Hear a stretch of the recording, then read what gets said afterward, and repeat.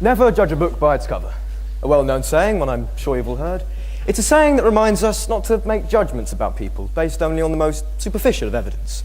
And now perhaps some of you are thinking, well, I'm not the sort of person who makes snap judgments about people. But sometimes, even with the best will in the world, we do, even if we don't notice. In fact, I would be willing to bet that some of you made some assumptions about me. When you saw my clumsy entrance there, and you saw me standing up here with my tie like this and my shirt untucked. Well, saying that, another saying is, you never get a second chance to make a first impression. Well, if that's true, that's my chances scuppered. Now, some scientists tell us that as a species, we are all inclined to make these quick assumptions about others.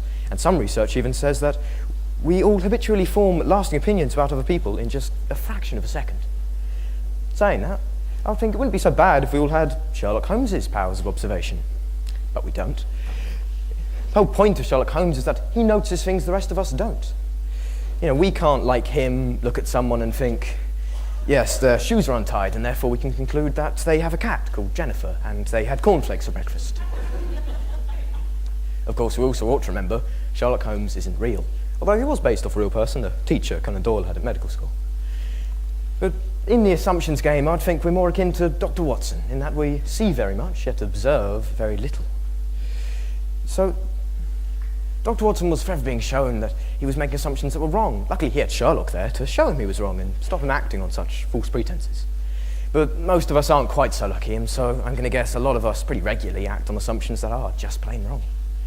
Now, I'm not trying to say we're all just shallow as a species. No. There are very good evolutionary reasons we make such quick assumptions. There was a time when our ancestors had to be able to rely on their ability to quickly judge their surroundings. To them, it could have made the difference between them having dinner and being dinner. Your typical caveman never got the chance to carry on acting on such false pretenses. If he was alive, it meant his assumptions were not faulty. If he was dead, well, at least he never got the chance to make that mistake again.